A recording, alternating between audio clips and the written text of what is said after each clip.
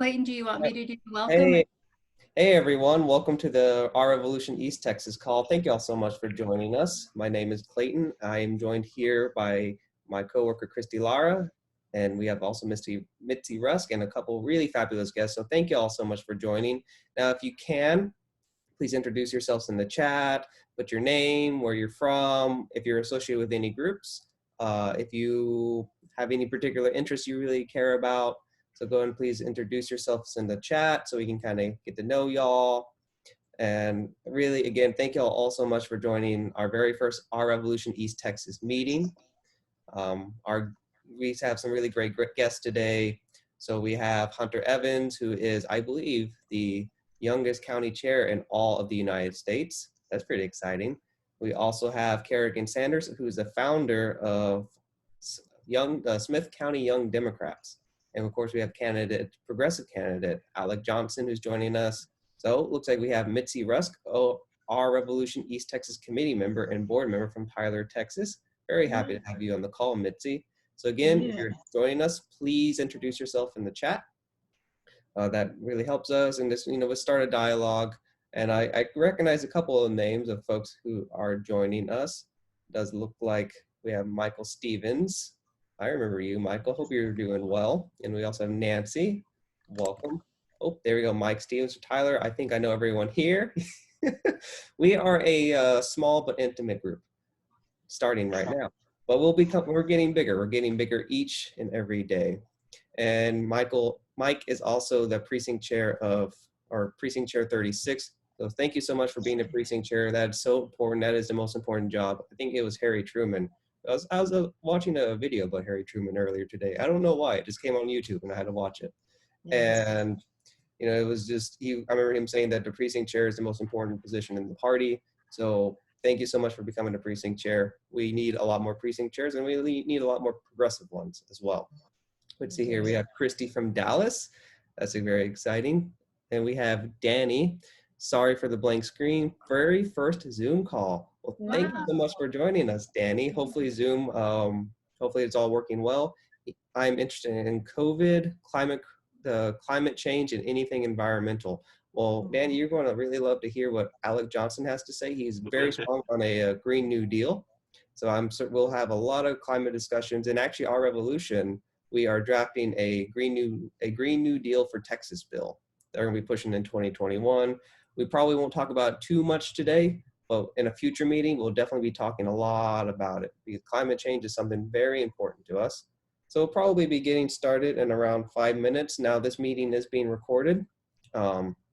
Just letting y'all know, this is not being live streamed to Facebook right now. We've had a few little tech issues because Zoom, it's how it works. But we are looking into possibly uploading this to YouTube, and then we can promote it. So thank you all so much for joining us in this very first meeting. I think we can probably start getting this show on the road. I will be running tech by and large. I'm kind of running the background, so I'm actually going to get our presentation up and running right here. One second, y'all. Had a little too many things open. There we go. All right. So I'm going to be passing it off to right now my coworker Christy, so she can do a little bit of introduction, and then we'll be passing it off to Mitzi. So Christy, are you there? Yeah, I'm here. Welcome everyone to the first East Texas live meeting, digital meeting. We appreciate everyone joining us tonight. If you're not able to join us by Zoom, you can also join us by phone because we know rural internet can sometimes be an issue. I have a storm happening here in Dallas, so hopefully we don't get any issues from that. But thank you for joining us. Tonight we're going to go over a few things. First, Misty will be your host tonight. So Misty, thank you for being on the call. She's your organizer for East Texas. The East Texas region will also be discussing a few issues around not just the candidates that you guys have as well as elected officials in East Texas, but some of the organizing efforts that are happening now through November and into 2021. Clayton, are those the basic issues that we were hoping to cover tonight? Is there anything that you needed to add? No, I think that sounds all pretty good. So we'll pass it off to Mitzi. Okay. Well, it is just fabulous. I know that some of you here were able to attend our last large gathering where we did a Medicare for All meeting here in East Texas, and I thought it was a big success. We brought in people who had not yet met our revolution, and they were inspired by the quality of information that was presented by Clayton and Christy, as well as they actually got to, ask some questions that you just can't pick up in the mainstream media. So then the same thing happened here in East Texas that happened, everywhere. And that is that now we're changing gears. And I just want to compliment that, the new friends that are showing up and are going to continue to show up, because I don't think they realize how much they missed us in person. So I appreciate, whether it's Danny or whoever else may jump in, that we're going to get acquainted by Zoom and find a way to keep the political revolution happening, because our revolution is the solution. And that's what we really think. We think the grassroots energy is contagious, and actually that it's very necessary for us to support candidates at the grassroots level so that we can move forward and do our part in Texas to be progressive. Oh, yeah. So, and I see that Nancy has sent something to us in the chat. And so Nancy Nichols is here as the president of the Democratic Club of Smith County. And also, I think Mike Nichols may be there with her also, and he is also a precinct chair of Precinct 14. And I don't say this often, but I'm the precinct chair of Precinct 54, which is just, we're willing to put the work behind what needs to be done to reform the party from the inside. And I appreciate everybody doing that. It's just so important. So that's good. And Nancy's wanting to know what she can do to help push Medicare for All. So. Oh boy, well, we'll have plenty of calls for action at the end of the show, so we can actually see the agenda real quick. So we have a little bit about Beyond Bernie, a little bit about building a progressive powerhouse, and how we're going to continue really building organizing infrastructure throughout East Texas. So this is our East Texas region. Our revolution split up into 12 regions because Texas is secretly, I really think it's actually more like 13 states pretending to be one, but hey, this is where we are. So let's go ahead and move on to Beyond Bernie. Christy, do you want to take this slide? So many of us, many of us have been at this since 2016 into 2020. We've worked hard these last 4 years, plus some of us have been working since 2015, and others of us have been working for a lot longer than that, decades. And so, of course, much of the disappointment we experienced in April when Bernie had to suspend his campaign was a little bit of a down for our campaign, but we know that we are organizing to win the progressive voice across the nation and, of course, across Texas, right? Because Texas is like its own little nation at times, as we remind each other. But that being said, what we need to know is that moving beyond Bernie is something we intended to do, win or lose. We needed to have a plan of action. And at our revolution, we believe that the solution is organizing locally at the local level, from school boards to county commissioners to drainage districts to all of those smaller seats at the local level, city councils, all the way up to the state house, and up through the lower and upper legislative cycles. So what we want you guys to know is that we intend to continue organizing. We intend to continue the work now through November and into 2021 and 2022, and we will be more prepared. What you guys need to know is that although people say Bernie didn't win Texas, we barely didn't win, right? Biden has 113 delegates in our state compared to Bernie's 99. That's 44 delegates. That's 14 delegates more. And what that means is if we just gone harder in our phone banks, if we just done more community touches, if we just registered that many more voters who we know supported Bernie would have taken Texas. With everything against us, we barely lost. And I know that if we just worked a little bit harder, come next cycle, we will take Texas for the progressive voice. So now is not the time to give in. Now is not the time to give up. And I have hope that in East Texas, we will continue with amazing organizers like Mitzi and all of the amazing candidates and electeds you guys have on the call today, that we will continue that work now through the next election cycles. Yes. And let me inject right now. I'd like to hear a round of applause is not going to show up on the microphones, but what I want to do is recognize how fortunate our Revolution Texas is to have Clayton Tucker and Christy Laura. They are our organizers, and they are available to us for resources, for training. Alec, they can come down to your neighborhood again, to help out with things. And of course, a lot of online support as I'm volunteering that help. But we are really fortunate. People are now beginning to wonder how our Revolution Texas is having the organizing success they had. It's because of Clayton and Christy, and I just wanted to say that and thank them. Oh, well, thank you. We also have a very special video message from Bernie.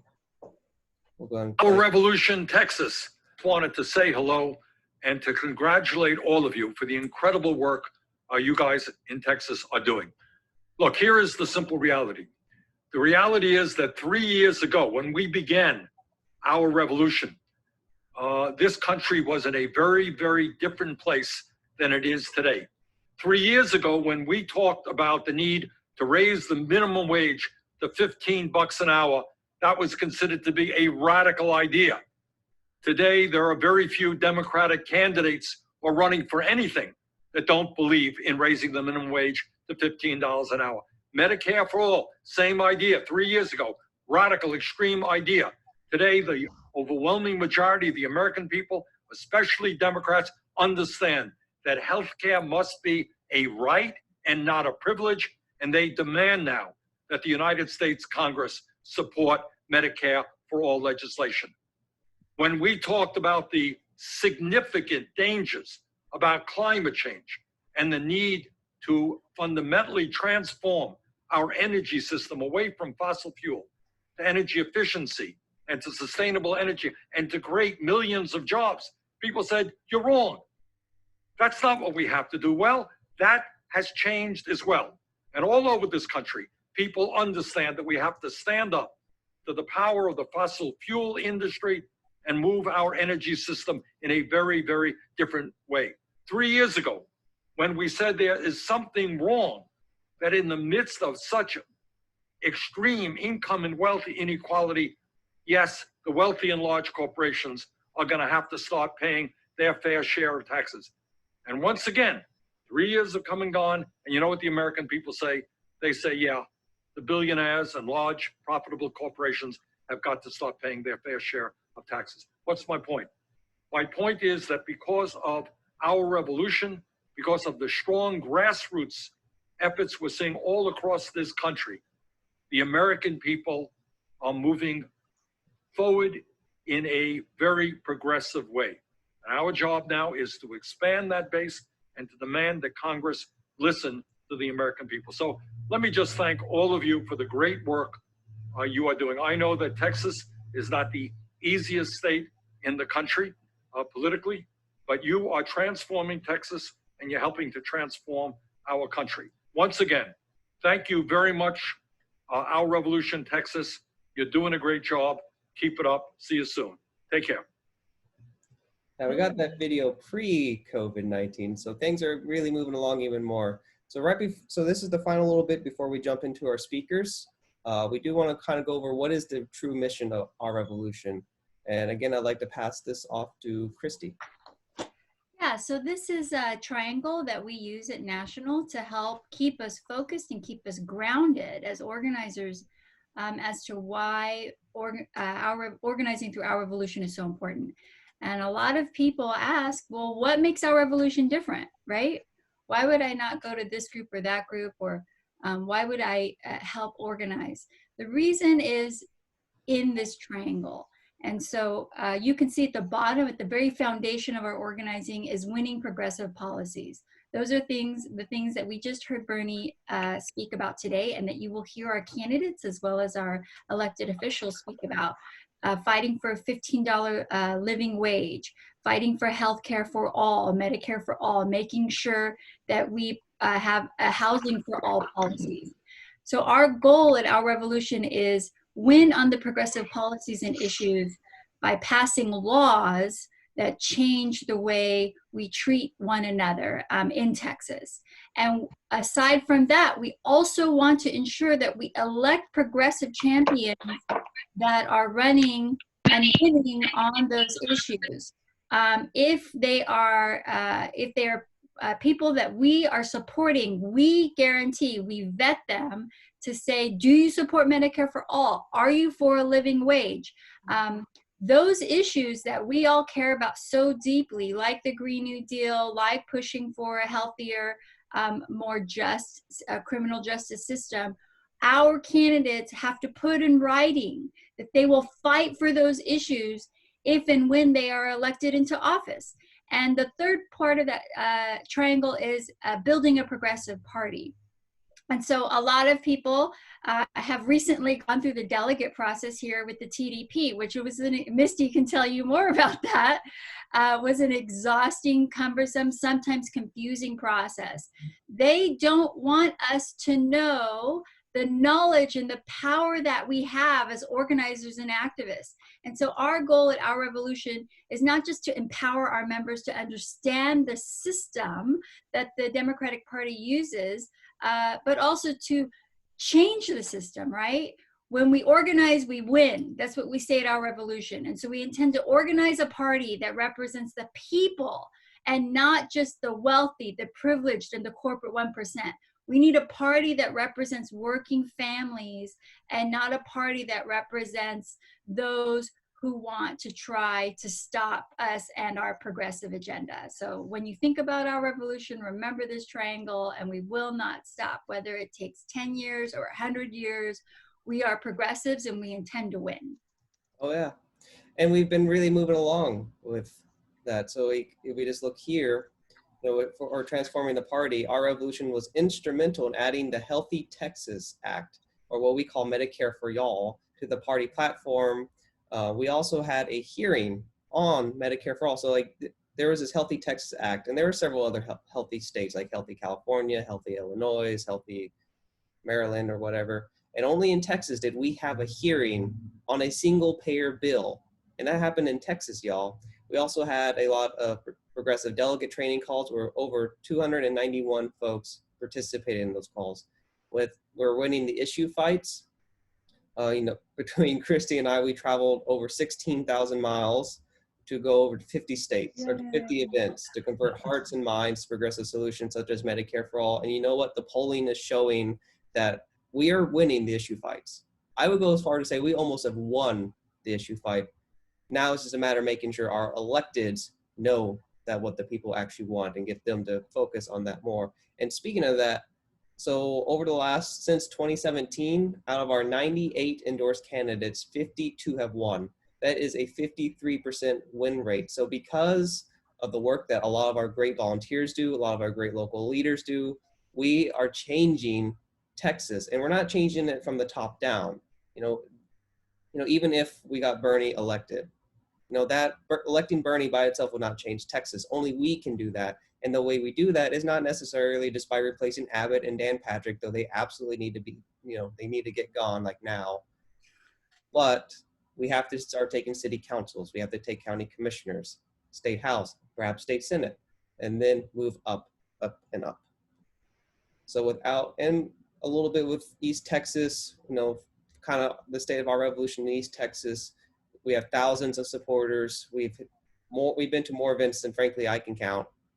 And that's between me, Mitzi, and Christy. Mitzi really doing the mother load of attending events and really doing a great job of representing Our Revolution.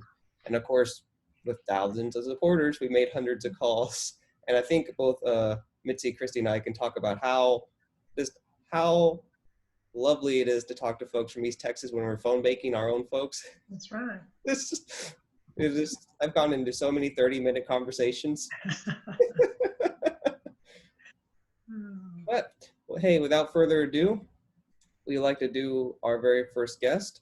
So I'd like to pass the buck off to Mitzi. Okay. To do a quick introduction of Hunter.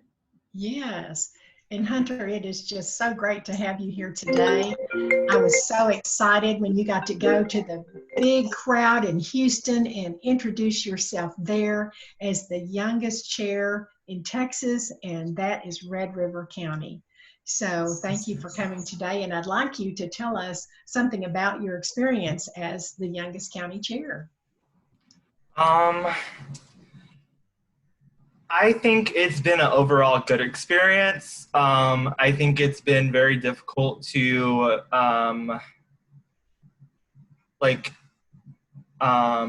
organize and outreach to folks because they look down because of my age or because of other reasons.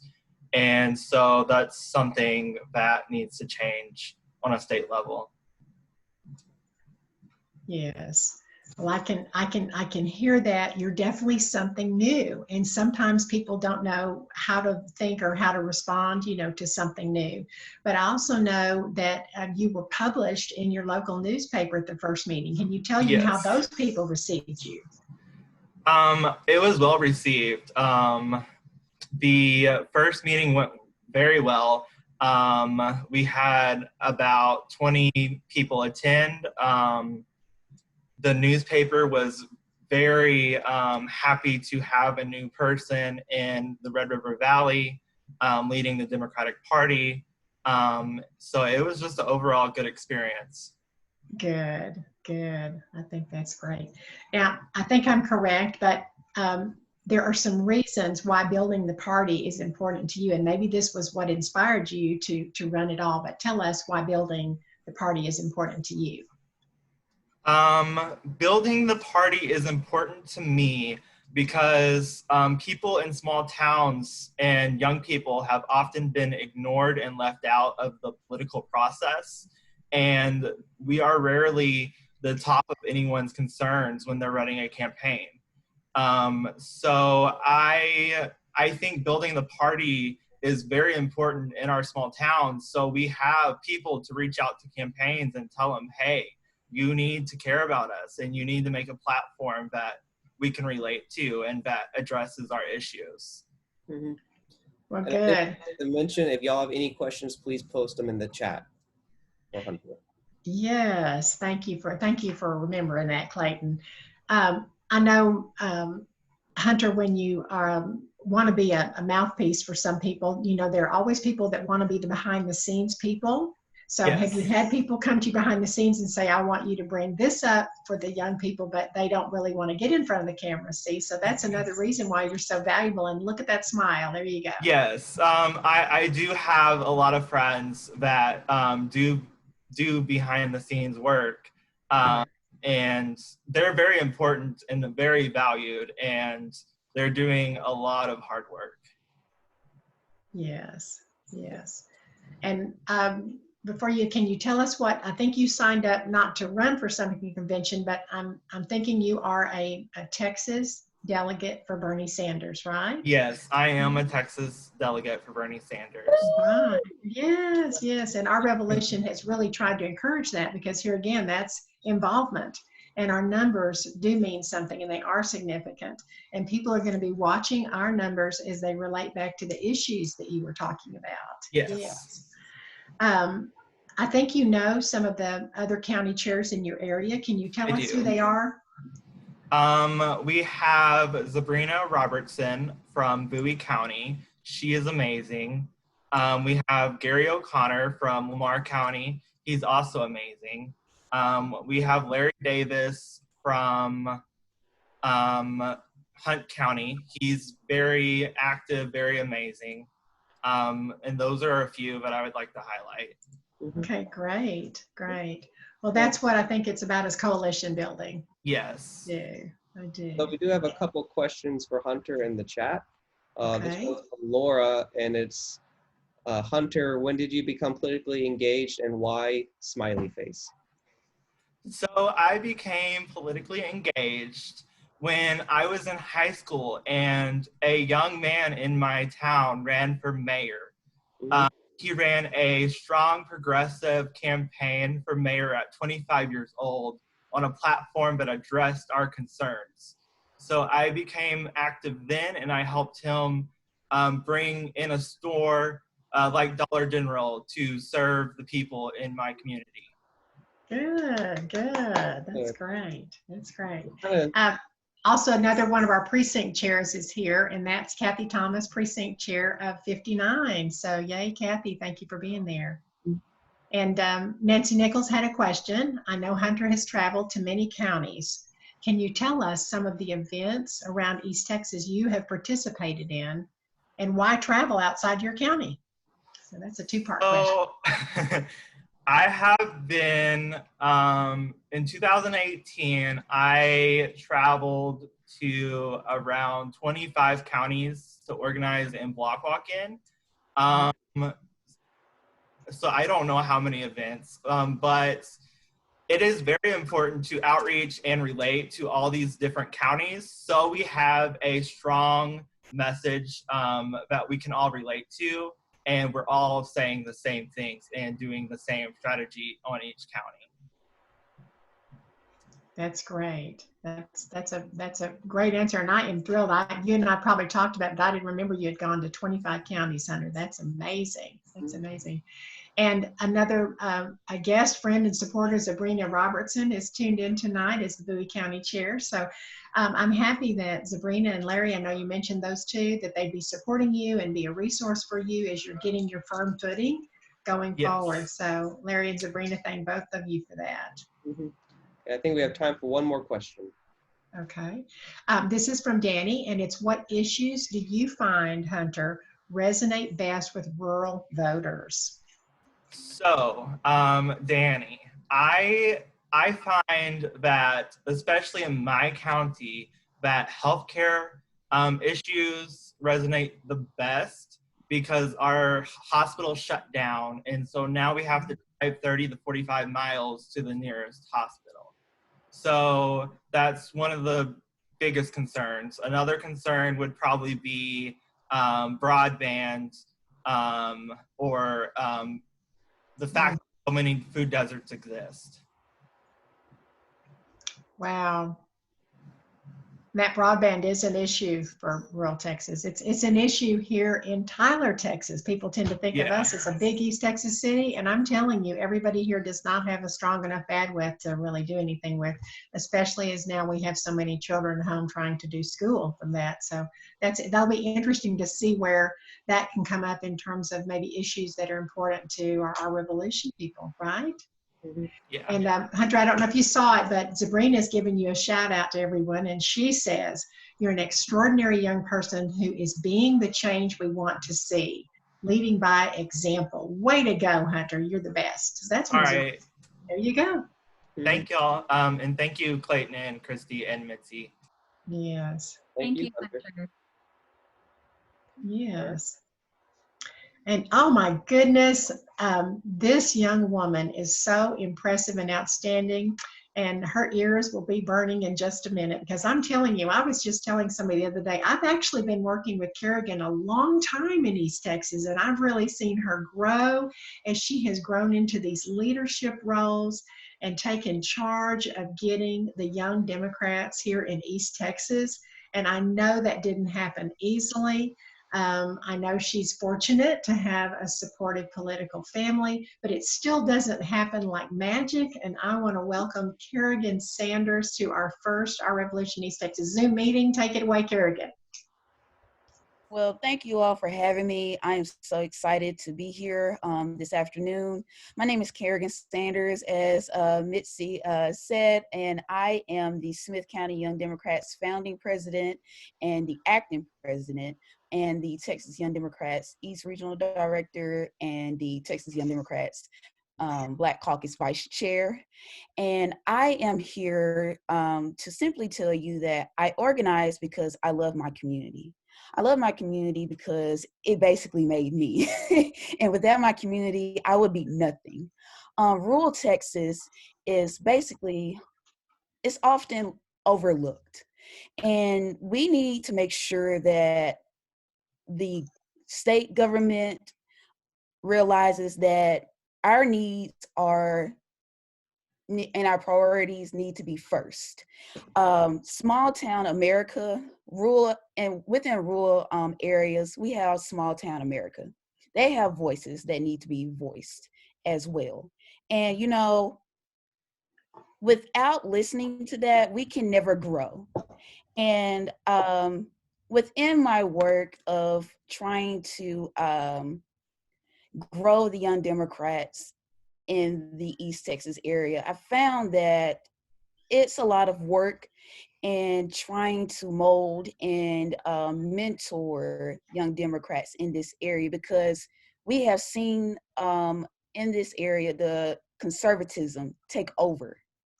And we don't know any different because it's been a stronghold since 1948, which was when Harry Truman was the last president.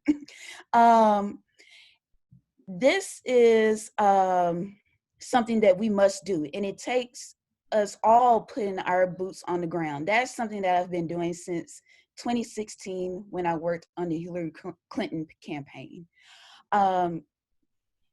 It put a fire in me to start something because I didn't see anybody else my age organizing in the streets, voicing their concerns about what was going on, how we could lead the force and be the change. We must be the audacity to change the world. We must have the audacity to change and spearhead the conversation. If we don't spearhead the conversation, nothing would change for the future, nothing would change for the state, the local government, nothing. The policies will never change. This is something that we must do. And I said, well, let's start a group. And this is how the Smith County Young Democrats came across. I chose Emily Pinal, who is a fantastic organizer in the East Texas area, who is Hispanic and a Latina. I wanted somebody who was a part of the Black and Brown communities. My whole organization was a part of marginalized communities. I even had somebody who was a part of the LGBTQ community as well. I wanted to highlight that to show that we are a standing force and we are here. Hear me roar. But we did voter registration. We tried to go on campuses to register voters, even though they did not want us there, but we bucked the system. We came and we partnered up with the Smith County Democratic Party to make sure that we had that coalition and to show that ageism does not matter in the sense of trying to have party unison. Also, I am running to be a DNC delegate at large for Senate District 1. I want to show that, you know, no matter how old you are, you can run for a seat to voice your concerns. Hunter, for instance, he's 20 years old and he's a county chair. I encouraged him to run because he has a voice. He has very great policies that he can put forth and he has put forth. And he's my co-regional director for the Texas Young Democrats. A lot of people don't know that. I trust his I trust his word. And even when I'm gone from the Texas Young Democrats, I know that Hunter will be able to lead that. And with the Smith County Young Democrats, we are a family. We mold. We are here to push progressive ideals into the community and make sure that we promote change. Yes. So that's what we're here for. And I am here to take any questions that you have. Okay. I think you do have questions from your fans, Kerrigan. And one of them I think you've partially answered from Sabrina about how did you start the Young Democrats and, you know, what would you suggest others do to start a club in their communities? But also you may, because the times have changed so quickly, Kerrigan, you might want to kind of combine that answer with this question from Laura. What have you found to be the biggest hurdle to getting to young voters to the polls since, you know, this peer engagement challenge since COVID? So I don't know about those two things because the initial startup that you did, things are a little different today to reach out. So I just thought I'd give you a chance to give us some of your observations because we know you've been busy. Yes. I'm going to start with Ms. Robertson's question first. Okay, sure. I would suggest that as the regional director for East Texas, I would suggest that we must start reaching out to our young voters by speaking their language. We can't come through as, well, when I was in your day, this is how things work. We have to be personable at all times. Personability is how we win votes. And no matter your age, no matter what, we have to start listening. Personability and listening is the greatest thing. How we start getting other young Dems to vote is meet them where they're at. We have to phone bank. We have to do postcards. We have to go to where they hang out. We have to, let's see, the community centers that like where they play basketball, game rooms. I don't know. We have to go and we have to meet them and just you have to kind of be like, meet them in their face. Are you registered to vote? Even at the supermarket, I say, are you registered to vote? If not, Be direct. I can register you to vote right now. But that's how we started. You have to start the conversation right then and there. They can't run away from it. As it pertains to Ms. Alexander's question, the biggest hurdle to getting young voters to the polls is their friends. Peer pressure is the biggest thing to the young voters because their friends' opinions trumps what everybody else thinks. And it's like, well, I don't want to make the hardest decision. What if I vote the wrong way and it's different from my friend? What if I voted for Liz Warren versus Bernie?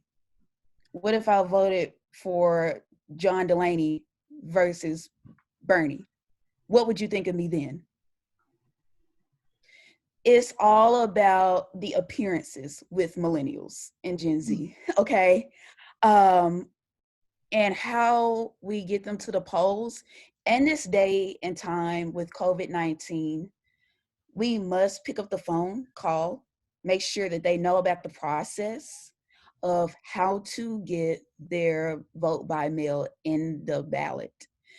We must educate them at all times. When you're speaking to them, when you know a millennial or who is in college and they are here for school, we must educate them on the process. It's all about education. It's very hard. We must tell them about that. We must give them the paperwork to do such things so they can cast their ballot in November. So thank you all for your time. If you have any additional questions, please reach me at Kerrigan Sanders on Facebook or East Texas at TexasYoungDemocrats.com. Thank you. Okay. I really quick want to piggyback on what Kerrigan was saying. Our revolution is doing a statewide effort to not just register people to vote, but register people to vote by mail. And so we have about 50,000 people we need to call across the state of Texas. Those calls happen on Thursday evenings at 5:30 p.m. for auto dialer training. And we have about 130,000 people, known progressives in Texas. When you call our list, I guarantee you, when you call our list, you are calling 99.9% progressives. So we're talking to our own, we're talking to our friendlies. This is the Bernie's list, and we need every progressive during this crisis of COVID to vote by mail, use their right to vote, and we hope that vote by mail becomes the norm so that every person, not just people 65 and over, have the ability to access a ballot conveniently in their mailbox. And I will get off my soapbox on that, y'all. Hey, okay. Well, I can tell that it's time to change to our friend and our candidate that's in Nacogdoches, but also running for House District 11 here in East Texas. Alex is running against Travis Clardy, and I have a personal awareness of why I want him to win. And Alex, we do so appreciate you getting back in the game to fight and to push your values and opinions out there. And as Clayton had already said, to let us know, certainly I know the environment is very important to you, but I do want to hear again, because I think your situation has changed, about why you decided to run for office. And I know our other guests here haven't heard it, so let's hear it today. Okay, well, initially I decided to run for office because I was convinced it was the most powerful thing that I could do at a time when we all have to rise to the occasion. Running for office was how I could do it best, how I could marshal my talents to help our community. I'm delighted that I have. I have to be candid, though, that I was seriously rooting for Bernie Sanders, and that it is awkward for me with Biden. I'll own that. But moving right along, I had a wonderful campaign plan, and I was marching towards it quite confidently. And then the Trump pandemic happened, and my plan has pretty much gone splat. We are obviously doing a lot of changing, but it's interesting, and I'm delighted, by the way, to have the support of organizations like Our Revolution, people like y'all, my good friend Mitzi. Really, really helps for us to adapt to these new circumstances. I did want to mention, I'm hoping that others will join me in uniformly referring to this as the Trump pandemic. It's a language that a friend of mine used. It really is. He owns it. He owns it big time. I mean, if you take a look at what South Korea reported its first case the same day that we did, their total deaths are 262. That's right, 262 dead. Oh my. We have over 88,000. If we were tracking if we had basically responded the way South Korea did, we would have slightly more than 1,600 dead people. But while I was preparing for this meeting today, I went and took a look at the Trump death clock. I don't know if people have seen it. It's quite interesting. It tries to estimate the number of people that have died because of Trump's response to the Trump pandemic. And it's well over 50,000 now. It is well over, the butcher's bill, the U.S. troop casualties in Vietnam. It's enormous. And the economic devastation that, that's going to follow is, possibly going to be, well, it's going to be worse. So we are in tremendously unprecedented times. And we need to make sure that Trump owns this. We need to hang this on Abbott, Patrick, Paxton, and my opponent, Clardy. My opponent spends all of his time cheermongering about this. It drives me nuts. Constituents in my district are dying for crying out loud because of their inaction. So I'd be happy to answer specific questions, and I hope I answered the one that was posed to me. I do get quite agitated about the circumstances we're in, and I love your passion. I do not want to squelch that. So this is going to be an easy question for you. What's your most important issue, and why? Well, it was the Green New Deal before the Trump pandemic, and now afterwards, I tripled down on the Green New Deal. I was excited about the Green New Deal before. I am ecstatic about it now. Let me explain. The Green New Deal will be absolutely the best thing that's ever happened to Texas. It is the best destiny that Texas could ever embrace. Right now, Texas is the #1 emitter of carbon pollution in the nation by leagues. #2 is California, and they're way behind us. But we also have the greatest renewable energy potential among the lower 48 states. We could literally go from becoming the #1 source of carbon pollution to the #1 source of renewable energy solutions. We really have to embrace it. And not only will it be good for Texas, but if Texas embraces it, Texas will be very good for the United States. That'll be new and different, huh? Yes. So I take it extremely seriously. And let me tell you why. The response to this the Trump pandemic has cratered the economy. We're already beginning to rival even the Great Depression era. It's truly frightening, and Trump has a even less plan for this than he did for the Trump pandemic. We are going to need a stimulus package, big time. We're going to need one that's highly successful, that stands a political chance of surviving the decade that we're going to need to implement it.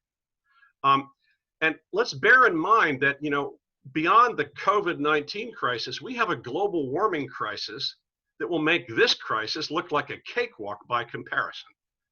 So we need to embrace the Green New Deal because it's the ideal stimulus that will allow us to not only recover our economy, but to set it on the right path that we need to be marching confidently towards if our children are going to have a future. I certainly agree with you, Alec, and I just really, again, admire your passion. And this is one of the reasons that I want to stay in touch with and work for your campaign is I will learn more about why this issue is important and be hopefully a better advocate to push these policies forward. So I just want to say that. And you do have some other questions out here. So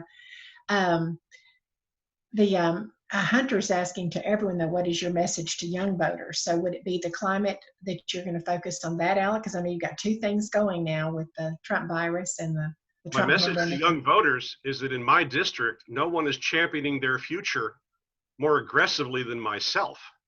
If we don't address global warming, Hunter, you won't have a future. You certainly wouldn't have a future that you'd care to live in. It is the most urgent issue, second only right now to COVID-19 and removing Trump from the White House. But it will come to dominate the lives of all young people. I'm a father. I have two daughters, and I've been fighting for them ever since they were born. It's no stretch for me to realize that everybody's children are threatened by this. Right. And I believe that the best of public servants have to address that squarely and talk about it constantly. So that's how I will fight for your future, Hunter. I've been fighting for your future since before you were born.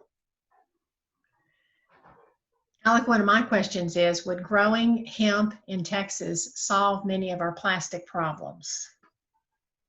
Well, you might solve those and quite a few more. I mean, it would be a wonderful revenue source. I mean, we have to remember that all of the anti-marijuana laws were initially Jim Crow laws. I mean, just all nuts. I mean, they were designed to, incarcerate African Americans so that they could be put to work. The marijuana laws aren't addressing a health concern. It's institutional racism. So, and it should end. But I just have been perplexed by why we haven't been able to get the agriculture industry interested in that enough to really get the volume that gets their attention. In other words, money on the table. Because so many of the plastics that we're consuming going to the landfill in the oceans could be, in my understanding, manufactured through growing hemp. And it just makes so much sense to me. I don't know why they're not willing to retool and do that. But well, I mean, let's be clear. In fact, I just want to quote, I want to share with you a quote. Well, what's going on? This whole thing, okay, including the reason why the ag industry won't do the right thing. Think about this. The catastrophe that we're living through was caused by a capitalist system that could not anticipate, plan for, or cope with the virus, right? Mm-hmm. Right. I mean, so I don't know the specifics about the plastic market, hemp, and all the rest of it, but my guess is that it's perhaps not sufficiently profitable at the moment. But our capitalist system is incredibly short-sighted, which is why we need, government under the control of we the people to have the longer vision and to impose it, rather than the other way around, where we get, quarterly the interest in only looking 3 months ahead imposed on us by our leaders who are in the thrall of these large corporations. Okay. And Alec, I see a question has come up from Kerrigan to you, and she's asking, how will you tackle human trafficking in your district? That's a really good question. Other than shining a light on it, I don't have an answer. I mean, it's distressing. Other than shining a light on it, and I think changing our culture, You know, obviously I'd prosecute it to the full extent of the law. So Yes, yes. it is, And it's I'm, something, and I do think it happens in Texas. I've seen some evidence that it does happen in Texas. Well, I want to yes. thank you all for the opportunity to speak. I'm delighted. It's a real honor. And I look forward to celebrating many victories, including my own in November. And certainly. Okay. Thank you, Alec. It's a pleasure to see you here.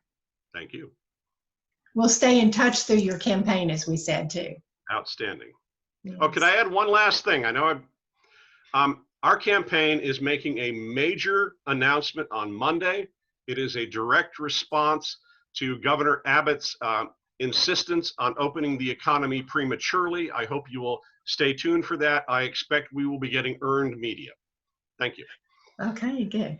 And Clayton, I want to jump in just real quick. I did not recognize Catherine Krantz. I was fortunate to see her in a person-to-person meeting in East Texas a little earlier this year, and that was fun.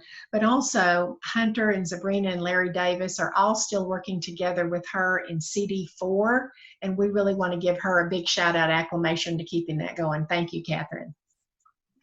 Okay. So I think we're going to hear from Christy on this one about the virtual convention. Is that right, Christy? Yeah, so many of you here have heard that the TDP is going to go 100% digital this convention cycle, which is the responsible thing to do during this crisis. And if we had a responsible state, we'd be doing 100% voter by mail come July 14th runoff elections. But that, you know, we'll see if that comes to fruition. So our convention is just coming up here at the Texas, at the TDP. We will begin, the convention meetings will begin Monday, June 6th. And Clayton, do you want to give a quick? It's June 1st. I'm sorry, June 1st. Will you give a quick announcement about that June 1st date for us? Sure. So we have just confirmed that we're having an Our Revolution caucus that Monday, June 1st at 6 p.m. There is a mobilized link that we'll be sending to, we invite y'all all to. Christy and I are working on getting a bunch of panelists set up. It's just going to be a lot of fun. It's going to be really interesting. And I know our last, at the 2018 convention, we had around 300 folks. I think we had one of the largest caucuses, at least especially for non-SDEC caucuses. So we're really looking forward to it. And we're going to be having some pretty good speakers. I'm pretty excited about it. Yeah, so Clayton's right. In 2018, we had one of the largest caucuses at the TDP. It was standing room only. Every seat was taken. Some of you guys might have been there. I remember the Our Revolution caucus. We are continuing that. This year, it will be our second caucus at the Texas Democratic Party, and we are so excited that we can have all of our progressives from across the state in one room. We will post in the chat the mobilize link, the invite for that. Look for it in your email. Look for it on our Facebook, Twitter, and Instagram. We will share that everywhere. The main goal of that is to show the progressive voice, the strength of the progressive voice, also to encourage everyone to continue organizing through the party. And basically, I think, well, most of the deadlines, the last deadline to pass, a recent deadline was on the 15th, which was yesterday. I almost said Friday, yesterday. The deadline for delegates to register for committee seats, as well as whether they wanted to run for national delegate. Mitzi, can you tell us a little bit about what that experience was like for you? I can. I know that our local Dem Club started verbally and in writing talking about these dates. When we would have our precinct chair meeting, we talked about these dates, and many of us signed up just right away. But yet in my particular case, I did not get a written confirmation that I had signed up, and, you know, down the road that we were just feeling really uncertain about whether we were signed up. It was just because this digital world in terms of our state convention is so new for us. So as you know, Christy, I've reached out to you, and I've reached out to some other people to get feedback. I actually even communicated with Kerrigan, but not only her, with some of the people that are actually creating some of these spreadsheets, because in the beginning it was just always just very confusing. That may not be what you want to hear. That doesn't really tell people where to go, but ultimately we did get clarification. But it's more than a one-step process. It's kind of like to be a registered voter. You have to register to vote, but you actually have to make sure that you are registered. And in our ballot by mail, it's not going to be a one-step process. We're going to have to request that ballot, make sure we get that ballot, and return that ballot, all within really finite timelines. And the pleasure and responsibility of being a Texas delegate for Bernie Sanders is something that I want to do a good job of and make sure that I stay up with the deadlines. And that's why we're going to keep checking in on the Texas Democratic Party website where those deadlines are published. Stay up with that calendar. When we get that email ballot, there will be a very finite time for it to be returned. And it's going to be in 3 different phases. So it's not going to all happen at once. But as I was in a Zoom meeting with Andre last night, and as he pointed out, though, we may actually have more Democrats participating in the Texas Democratic Convention than have happened before because of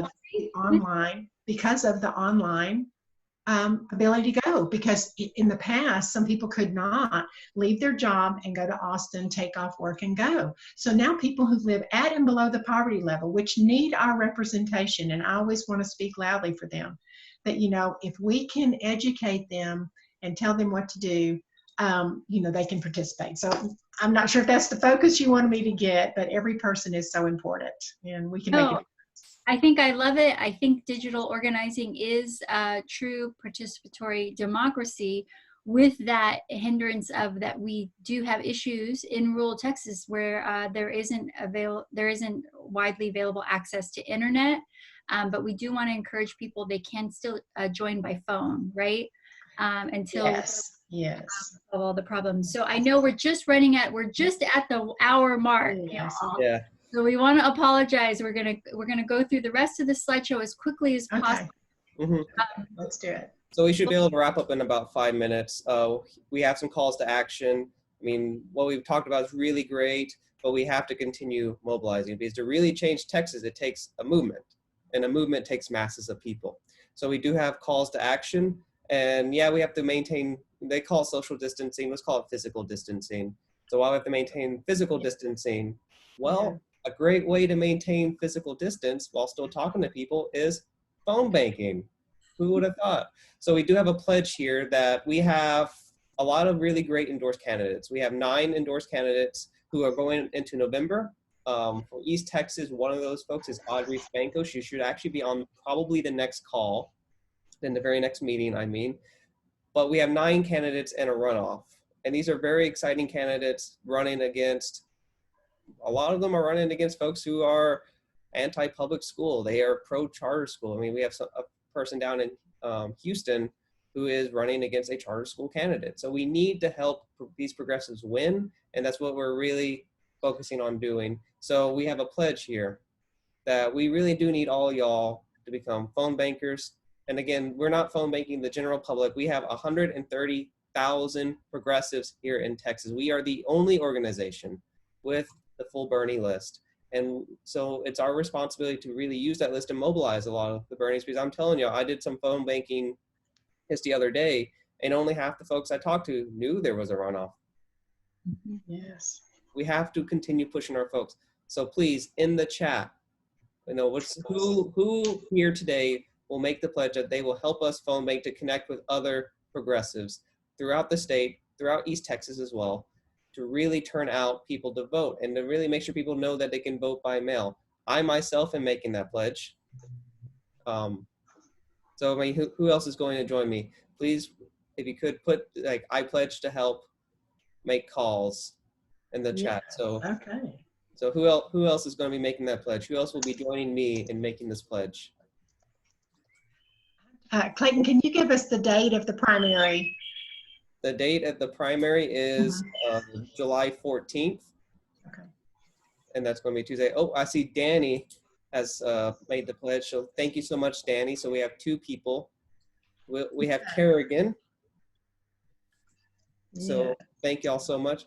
Oh, Michael will be the phone buddy. So thank you, Mike. Oh, we have Mitzi as well. Thank you, Mitzi. Who else? With these automated calls, we need at least 5 people to make per calls. And when we get 5 people, even if it's only 5, that might not sound a lot, but with this auto dialer, that is thousands of people we can reach. So we have around 16 people on the call. We have 1, 2, 3, 4, 5, 6 people who made the pledge.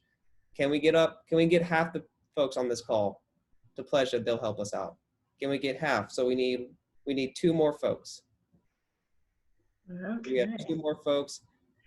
One reason I ask about the date for those of you that are real busy short term is that we will still have time to make calls after convention to get people to the polls. So we know that the convention is just going to be so busy for some of you. So there you go. Oh yeah. And these phone banks, these are a weekly thing. So we'll be helping. So I mean, even if you can't make it this week or next week, or you can't even do it until after the convention, that is perfectly fine. Oh, we have Laura committing to a minimum of 1 day. So thank you, Laura. Yes. Man, East Texas is rocking it. So we have 1, 2, 3, 4, 5, 6, 7, 8, 9 folks out. So I mean, that's already over half the call. Can we reach 10? Can we reach? Clayton, did you see that Kathy said yes and Ryan said yes? Did you see that? I got both. Thank you so much, Kathy. Thank you so much, Ryan. Can we get one more pledge? Can we just get up to 10? Let's get this double digit. So who else can make calls for us?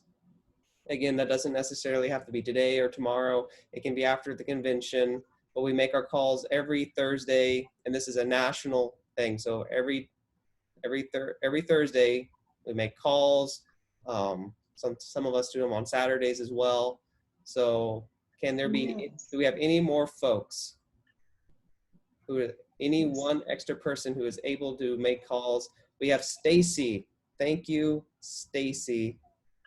So yay. So we have 10. That is a great number. So thank you all so much. I mean, this is what it takes. This is what it's going to take to change Texas. We have to organize. We have to mobilize. You know, Hightower has to strategize, organize, and mobilize. So we have the strategy. We have the people. We just have to turn them out. So we have to mobilize and we have to organize. So thank you all so much for being a part of this. Some of our upcoming events. We have a statewide virtual meeting May 21st at 7:30. Our statewide virtual meetings kind of similar to this, but just a lot bigger. And that's the 3rd Thursday. We have some very exciting guests. We have Jessica Cisneros will be joining us that day. We also have Jose Garza and Christy. Jose Garza running for Austin DA. So when we talk about criminal justice and when we talk about changing the system, ending mass incarceration, we need progressive DAs that are going to push that measure and not forget about why we're all fighting so hard. So Jose Garza, Cisneros will talk about her primary run. I'm trying to go through in my head, Clayton, who are our other guests. We have Diane Alexander, who's a county commissioner, talking about why, we cannot forget these county commission seats. Everyone wants to focus on president, which yes, super important. Heaven forbid it's very, very important. Just look at the Trump death clock and the Trump virus. But we have to take these local seats too. I would argue that's where we have to start. I'm going to post in the chat the link to RSVP to that call. And I just pulled it up on my, too many tabs, y'all, too many tabs. But yeah, so Penny Morales, candidate for Texas House District 148. Jessica Cisneros, we announced. Diane Martinez Alexander, candidate for Harris County Commissioner Precinct 3. And of course, Jose Garza, hoping that we can, help end mass incarceration, as well as this issue of, this ongoing issue of Black Lives Matter, as far as people being shot, often in the back, right? We need to hold elected officials accountable and demand a more just world. So please, We're going to organize East Texas, but if you're able to, while you guys don't have a runoff primary candidate, please hop on one of these other days to help these other candidates across the state of Texas. Again, these people have already been vetted and they are guaranteed progressives. As you guys know, we have 9 endorsed candidates that are OR candidates in the state. You can go to ourrevolutiontx.com. I posted it in the chat to find all of our endorsed candidates, including those that will be running in the primary. And yours truly, Clayton Tucker, is one of our endorsed candidates for Senate District 24. He does not have a primary. Of course, at this time in the election cycle, we are focusing on those primary runoffs. So these primary runoffs, y'all, I know we're about out of time, but y'all need to know they are running against corporatists. They are the most progressive. I'm not saying they might not be running against someone that's kind of progressive, but we know that our endorsed candidates are the most progressive. Yeah. So we encourage you to support them in their run. This will be a thin margin. I can't tell you where. It may be shocking how low the voter turnout is. Texas is first in the nation for voter turnout, voter participation. Because of COVID, because of the confusion around ballot by mail, we have to push vote by mail. We have to push every person that we know that's a progressive to make sure they get their ballot and they return their ballot on time. Oh yeah. And we have some general links. We have the ORTX Slack. So Christy or Mitzi, if you could just post that bit.ly link into the chat, please join our Slack. We'll also send you an email. We'll try to send all y'all an email about it as well. And the final bit, of course, thank you to all of our 2020 members. These are people who really keep us going. We're not funded by billionaires. We're not funded by millionaires. We're not funded by grants. We're funded by literally people. So Mitzi's one of our very generous donors, supporters, Nancy, Gary, Shirley, Michael, Joanne. So thank you all. And the folks in yellow are those who are delegates. So a huge thank you to them for becoming delegates. And everyone whose name's a little bit bigger, the Mitzi, Nancy, Gary, and Shirley are running for either committee seats or other leadership seats within the party. So thank you all for everything that you're all doing. If you want to see your name up here next time, if you really want to become a true supporting member, and you can also see our good old friend Audrey is also a member, then this is very simple. Go to ourrevolutiontx.com/membership, become a member. Every, to send 1,000 text messages, it costs us $34. That's the breakdown. And we're going to be sending a lot of texts. We have to make a lot of calls. Christy and I have to find a way to feed ourselves. Sometimes, at least once a day, preferably. Yes. Every other day is also okay.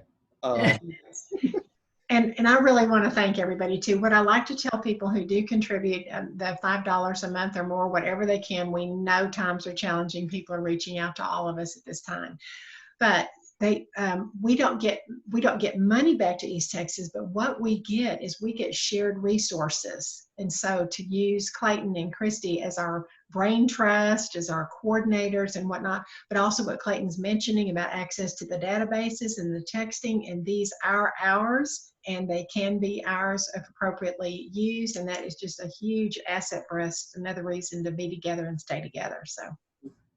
And everyone on this call is part of the Texas, Organized to Win strategy. So please, you can join those Monday night evening calls. Most recently, we had the Vermont Lieutenant Governor, who's now running for Vermont.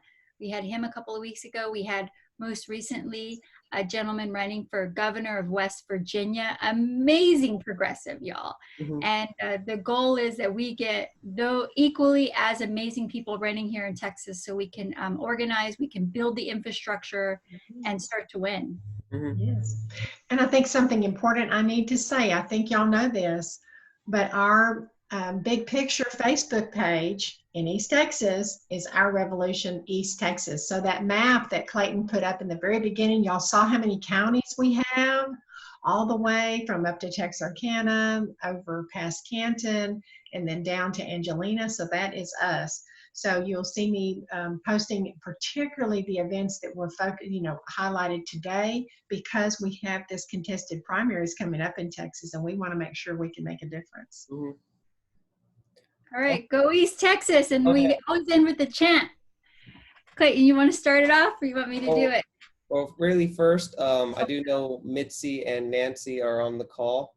Well, obviously Mitzi is. I don't know if Gary or Shirley are. I don't recall seeing their names, but y'all want to say quickly what y'all are running for. I mean, that's perfectly okay with us, and then we can end with the chat. Well, I'm running for Resolutions Committee. So there's well over 225 possible votes that I can get here in Texas from all the people that have signed up. And I'm running to be a Bernie Sanders National Delegate. So I hope I can get that honor in those votes. So thank you. And who else was it, Clayton? And then there was Nancy. Yes, Nancy, are you still here? If she's not, she may be. Yes, Nancy. Yes. There you go. So let me Thank you, Clayton and Mitzi and Christy, and thank you for the opportunities to speak for just a minute. I am running for the Senate District 1 Chairwoman position, and that's 16 counties to serve in the SDEC, the Senate District Executive Committee. So Perfect. I appreciate your vote for those of you who are delegates. Thank you. Excellent. So without further ado, Christy, you would like to lead us in the chant? Yeah, so at our revolution, we like to end our calls with the chant that is, we say, when we organize, we win. So when we organize, we win.